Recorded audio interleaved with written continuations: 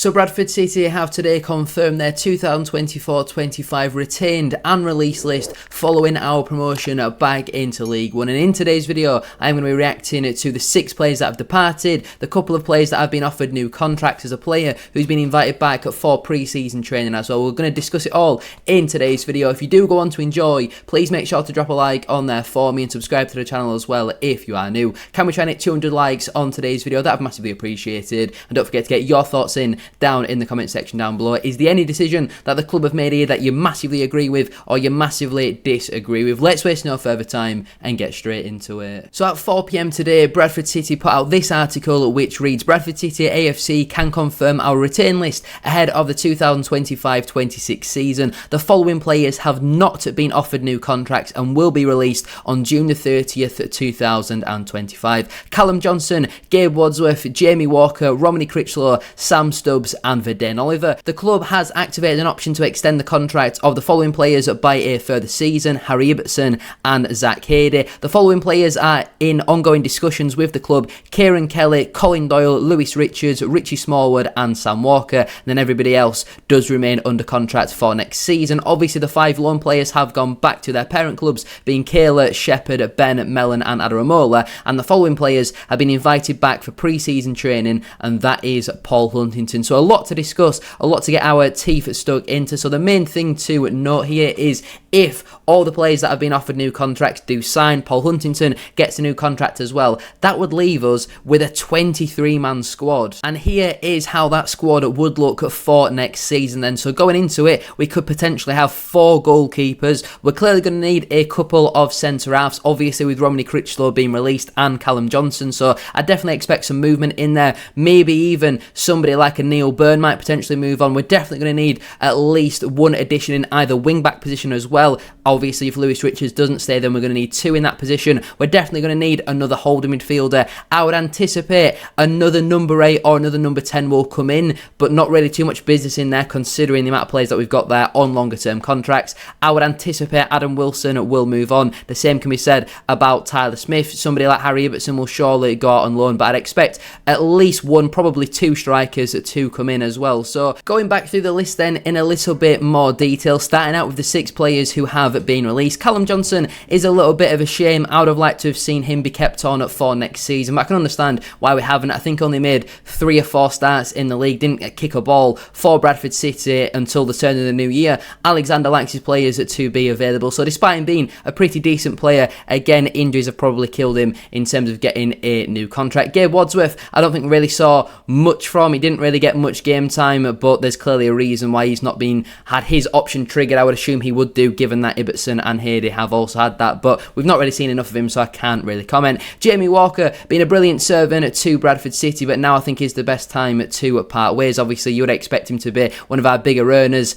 Massively struggled for game time this season. I think just the 16 league starts, only the 1 goal this season. Did actually finish though with the most amount of league assists. There's plenty of upside. There's also a few downsides to Jamie Walker. So I do think now is the best time for him to move on. I think he'll go to another League 2 club and probably do quite well there. What's that sort of standard? I'm not sure, because I think he'll want to stay fairly local to Bradford, maybe a Harrogate, a Fleetwood, one of them type of teams. Romany Critchlow, again, a little bit of a shame. Great servant across his 2 spells, but was nowhere near the same player that he was in his previous spell. Massively struggled in League One with Peterborough United, so I thank him for his contribution in the second half of this season. But if it was going to be a decision to keep either Critchlow or Kelly, I do think I would have rather kept Kieran Kelly, because he's obviously got a bit more of a physical presence about him. And obviously Sam Stubbs and Verden Oliver were also released. Stubbs has been out on loan at Cheltenham for the majority of this season, done quite well there, but made a lot of mistakes which have led to goals, and was never going to be good enough for us to survive next season in League 1, because he clearly wasn't good enough for us to win promotion out of League 2. Verden Oliver, one of the worst pieces of business Bradford have done in recent years. At the time it made sense, did very well with Gillingham, but goodness me, absolutely awful footballer, lacked the work rate, and out of all these players, he's the one that I'm delighted to see leave Bradford City. A big earner and got 3 league goals across his 3 years. He was absolutely tragic for us. I don't actually think scored a league goal in his final 2 years for Bradford City. Obviously Harry Ibbotson and Zach Hady have had their options triggered for a further season. Ibbotson played about 3 minutes off the bench against Birmingham. Zach Hady I don't think featured in the first team, so I would anticipate they'll both go out on loan for next season, get some more game time. I do think there is a possibility they could make it into the first team. It's just about hoping that they do get the chance, and I think they'll probably play in the EFL Trophy, or that is certainly the hope. The following players are in ongoing discussions. Kieran Kelly, I was a little bit torn upon because I do think there could be a decent player in Kieran Kelly. He's at a good age, but he's had 3 quite serious injuries this season. Obviously, the foot break, ankle fracture, whatever it was, that was the most significant. Got the hamstring problem away at Wimbledon as well, which kept him out for quite a while, and then it looked like he'd redone his ankle at home to Notts County and missed the next couple of matches as well. If he can kick on and stay injury-free for a full season, I think he'll be a decent option. Obviously, left-footed centre-half, there is the potential of resale value in Kieran Kelly. I can understand that, but would I be confident in him being a regular starter for Bradford City in League One? No, I still think he's got a mistake in him, so I'm not... Kieran Kelly was one that I was massively undecided on. I'm not against the idea of giving him a new contract because I think we are going to need options back then. If it was to keep Critchlow or Kelly, I would rather keep Kieran Kelly, but I do still think we need to recruit and bring in another left-sided centre-half, somebody to potentially be a starter for us next season. Colin Doyle is one that I just massively do not understand. I could understand keeping him on as a goalkeeping coach, completely fine with that, but why does he need to be offered a playing contract? I really don't understand. You've offered Sam Walker a contract, you've triggered Zach Cady's option, you've still got Joe Hilton contracted at a football club. Why do you need your 40-year-old goalkeeping coach to be a 4th choice option? Really do not understand that one. Lewis Richards, I really do hope it signs a new contract. I think he's going to kick on next season. Again, I think if he can stay injury free, I think League One will really suit him. He's got the physical nature about him. I thought this year massively improved on his previous season, and another 2-year contract with an option of a further season would be very nice. I do think Richards is a decent player, and hopefully we can bring back Teo Adaramola for a bit of competition between them two. Richie Smallwood definitely needs to stay around. It might be 1 year with an option, it could be 2 years, I guess only time will tell, but it's clear to see we massively missed him in them 3 games where he was suspended. Absolutely brilliant player, swept up at our end of season Player of the Year awards because he has been absolutely incredible this season, and if we are to be successful next year, Richie Smallwood does need to be a part of that. We are going to need to bring in another holding midfielder because there is going to be times where we need to chop and change things, but I think another natural number 6 to compete with Smallwood is exactly what he does need. And Sam Walker, he was a player that I got a little bit of flack from talking about in my retained and released list. I just edged towards not offering him a new contract. It was very much 51-49. Don't get me wrong, I'm not completely against the idea of offering him a new contract, but now the signing of Joe Hilton does seem very bizarre. Why did we not just pick up a goalkeeper who was available on a free transfer? Why do we go out and pay a transfer fee for a second choice goalkeeper? Not really 100% sure there. Sam Walker's obviously made a fair few mistakes this season. He's made a fair few good saves. I think he's a decent 7 out of 10 League 2 goalkeeper. I think we are going to see next season him make some mistakes, and we are going to be frustrated with him at times because I do think he is a League 2 goalkeeper. I do think we could improve on him.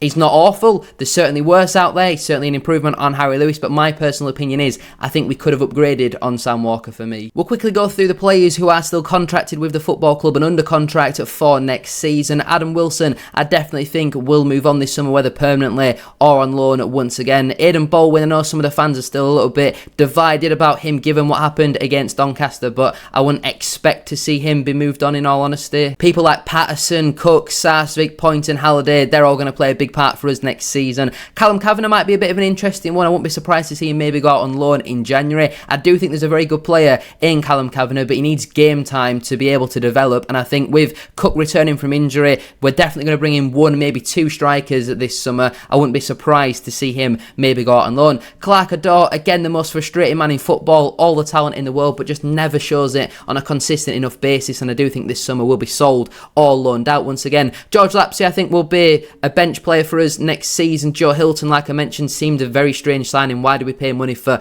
a backup goalkeeper? If the long-term plan wasn't for him to be the number 1 next season, then I don't really understand that signing. Neil Byrne, I mean, I think he will be kept around, maybe as a 6th choice. I wasn't expecting to see Huntington be invited back. If Huntington does sign, I would then expect Neil Byrne to be moved on. Tommy Lee, if you play him in his natural position as a holding midfielder, I think could be a decent player. If you play him as a striker, I don't think he's really going to be too successful. And then Tyler Smith, he'll definitely move on this summer, nowhere near the standard of League One. And Tyrick Wright, again, I personally don't believe he is League One standard, so would also look to move him on. In terms of the loans, would like to see Kayla, Shepherd and Adaramola back. Wouldn't also be against Mellon coming back, so we thank all 5 of them for their services. And obviously Paul Huntington being invited back for pre-season training, that's not something we've seen for a long time. Clearly very good around the dressing room, has the experience, decent coming on off the bench to see a game out for 15-20 minutes.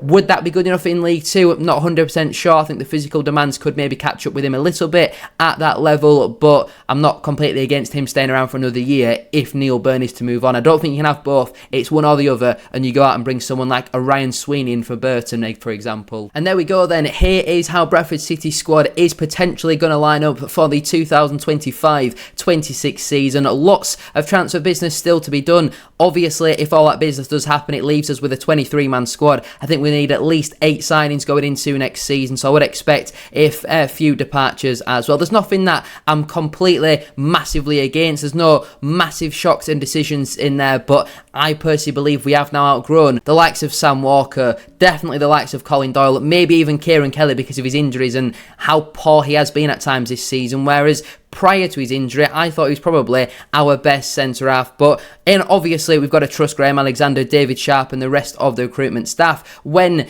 these players do decide to sign with us or sign elsewhere, I'll get individual videos done about all of them. But in terms of the squad, we're definitely going to need some improvement going into next season. And now we've just got to wait and see what transfer business does happen. Roll on the summer, roll on the new signings coming in. It's the most exciting time of the year for a football fan. And there we have it then. There is my reaction to Bradford City's 2025 release and retain list. If you have enjoyed watching, don't forget to drop a like on there for me and subscribe to the channel as well if you are new. 200 likes, as I mentioned at the start of today's video, will be massively appreciated. And don't forget to get your thoughts in down in the comment section down below. Do you massively disagree with any players that have been released or offered new contracts by Bradford City? Thank you so much for watching today's video. Have a great rest of your day, and let's hope to see some new signings very soon.